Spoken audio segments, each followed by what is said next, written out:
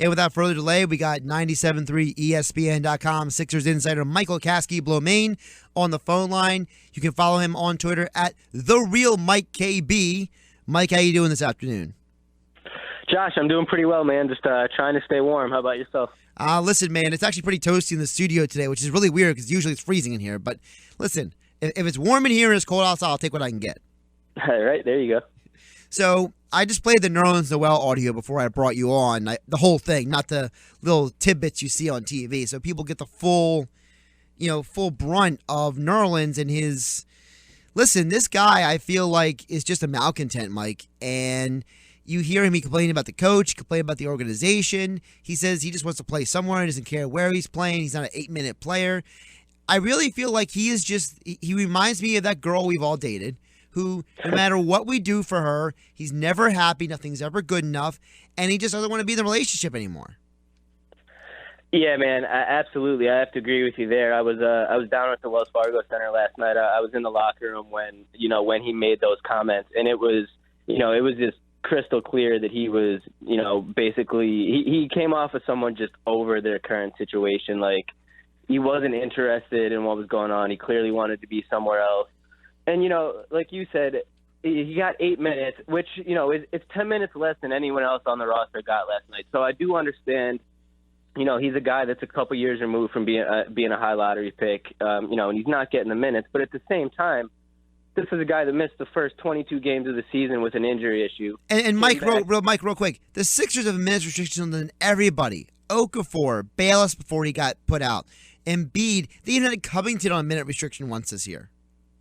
Right, so that's what I'm saying. Like, he missed the first 22 games, came back, played a half, and got injured again, was listed as doubtful, and then elevated to questionable, and then ended up playing last night. And like you said, they're always careful with someone. Like, he could have played maybe 12, 15 minutes, but I'm not sure what he was expecting. And to say that he just wants to play basketball is kind of ironic, considering he had an elective surgery at the beginning of the season, which caused him not to play basketball.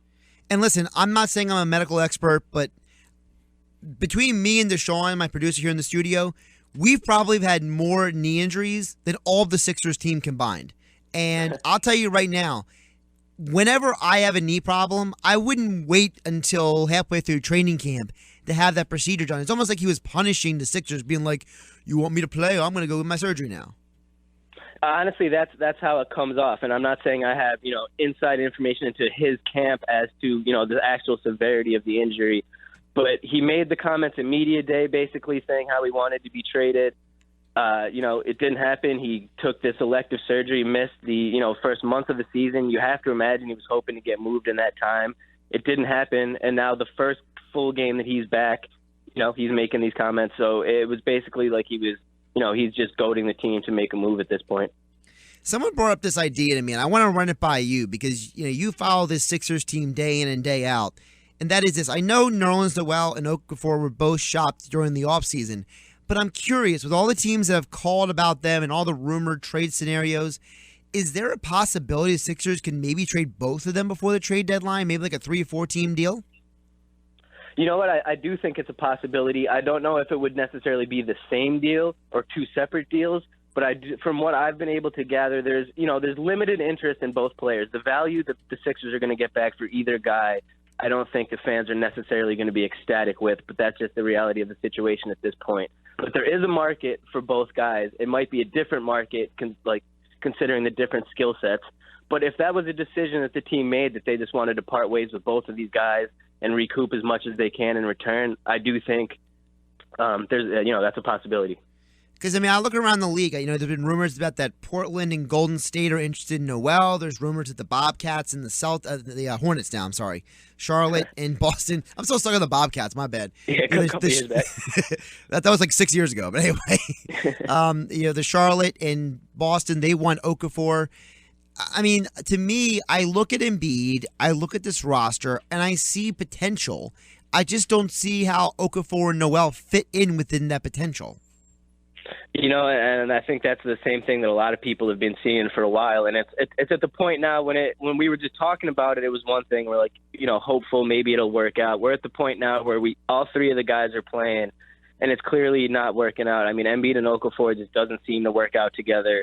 Embiid has had two of his worst games of the season the past two games, and he's been clearly unhappy afterwards in the post game. In the locker room, he just does not seem. 2 games ago he said it was the first time he didn't trust the process. Last night it was a similar thing. So it's something that's clearly not working, and I think at this point it's a move just needs to be made. Guys are Rashawn Holmes, who I'm a big fan of, got a DNP CD last night. He's going to waste. Dario Saric is playing out of position. Joel is playing out of position. I think it's getting to the point where the development of some of these guys is getting hurt. So, something needs to be done. And when we've seen like Ilyasova and Saric play next to Embiid, both players in those situations look good with Embiid, and Embiid looks good with them. Kind of transitioning. I'm seeing the development of this team with Ilyasova being able to stretch the floor a little bit, and with Saric developing into the NBA game. I'm really feeling like Saric is going to long-term be a 4 instead of a 3. What do you think? I agree with that, especially defensively. I just don't – he doesn't necessarily, at least at this point, unless it's something that improves, he doesn't really have the foot speed, to keep up with most threes in the NBA. He seems to be playing better at the 4. It's something that he's said that he's a little bit feels more natural doing. So I agree with you there. I do think long-term, especially with the way today's NBA is going, where the 4 isn't necessarily a bruising power forward, but much more so, a versatile guy that can, stretch the floor and guard a couple positions. I think, Dario fits into that role perfectly. And at this point, he's losing minutes and kind of playing out of position, which is not ideal. Talking with 97.3 ESPN.com, Sixers insider Michael Kaskey-Blomain. You can follow him on Twitter at @TheRealMikeKB. Mike, you said you were at the Sixers game last night. I feel like a lot of people at this point, they seem to be going to the games not as much to see the Sixers, but to see Embiid. It's a sentiment I get a lot. I talk to different people when I go to the gym in different places, and they're like, oh, I really want to go to a Sixers game, but I want to see Embiid. And I'm wondering, what is it like in the building? You were there when Embiid is on the floor versus not on the floor. Is there like a drain of energy in the crowd? Quite frankly, there is. He's, certainly the biggest draw, and he's, the biggest emotional leader on the court too, as far as, what he's able to do, when he makes a block or hits a 3 or, gets an alley-oop. That's, at this point right now, that's the thing that charges the fan base up the most. Not to mention the fact that, he's the one player that I think the fans are kind of leaning on and looking at as, the future of the franchise. So, it's definitely, there's a palpable difference in like atmosphere in general when he's not playing. And the crazy part is, by this time next year, he may be the second best player on the team. Because, in my opinion, I think Ben Simmons has the potential to be one of the top players in the NBA. So, you're still waiting on Ben Simmons to come back. If the fans are just excited about Embiid, I'm just saying, can you only imagine what Embiid and Simmons are going to look like on the floor together? Yeah, that's a great point, Josh, and I think that's something that a lot of Sixers fans do need to keep in perspective. There's the team 6-20 right now. Things, have been ugly at times, but like you said, the biggest prize of the offseason, number 1 draft pick, and a guy that was labeled as the next LeBron James, is the best prospect to come out in a decade or so. Magic Johnson comparisons. This guy is way ready on the sideline when he comes in, I think, and not to mention he'll, basically address what the team needs. They need a playmaker, they need a guy that can create on his own, get all the other guys involved, and that's what he does. And I do think you'll just see the level of the play and excitement and everything surrounding the team take a huge jump when him and Embiid are finally paired together on the floor. And let's not forget, and this is not a diss on any of the Sixers players, he has Ben Simmons is the highest basketball IQ of anybody on that roster. Yeah, it's not even close, and I think he's followed right by Embiid, 1 and 2. So putting those two guys together, there's, times aren't the best right now, but the future certainly has the potential to be, very bright. Looking at the Sixers, they're 6-20 right now. They only had 10 wins last year, Mike, and they're on pace to double at least their win total from last year. And I'm looking at the fact that you're going to get Embiid later this year, Embiid with Simmons together. There's potential for Noel and Okafor to be traded. But I know there's a lot of fans out there, Mike, who are really frustrated with Brett Brown. They feel like he's not handling end-of-game scenarios very well. They feel like the offensive play calling is poor. do we really need to let Brett Brown get through this full season before we make too much of a judgment on him? Or can we take the last few years and say maybe this guy isn't as good of a developer of talent and he's really not the man for the future? That's a great question, Josh. And like you said, I talked to a lot of people on Twitter with both points of view.